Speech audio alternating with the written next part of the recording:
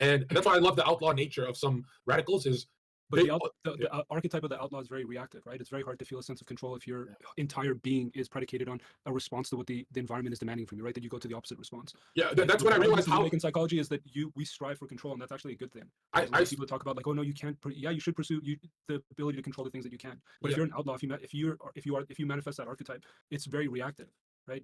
Does that make sense? yeah no because have you seen in the last few months? It's almost like magic that all of my bad habits that you'd say my working hard bad habits, and I'd be like, "Fuck you, talking about working hard? I'm doing this many hours."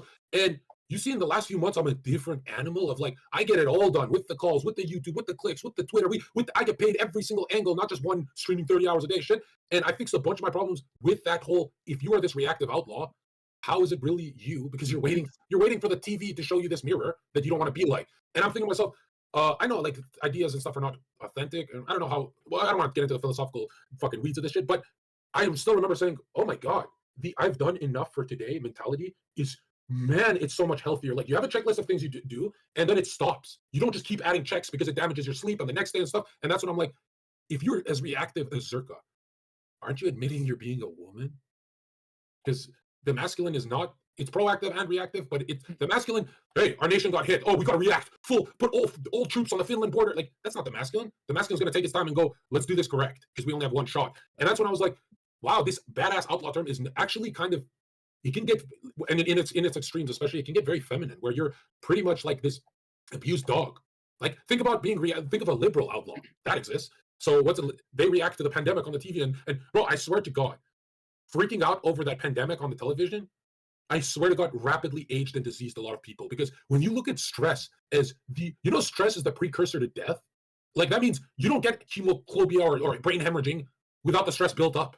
You don't get that final fucking fatal episode without the buildup. So when I looked at it like that, I was like, whoa, let me try this Beethoven in the morning, get the work out. Let's try this scheduled thing. And thank God I built my life to where if I have an off day, my money still goes up. But I'll tell you this, man,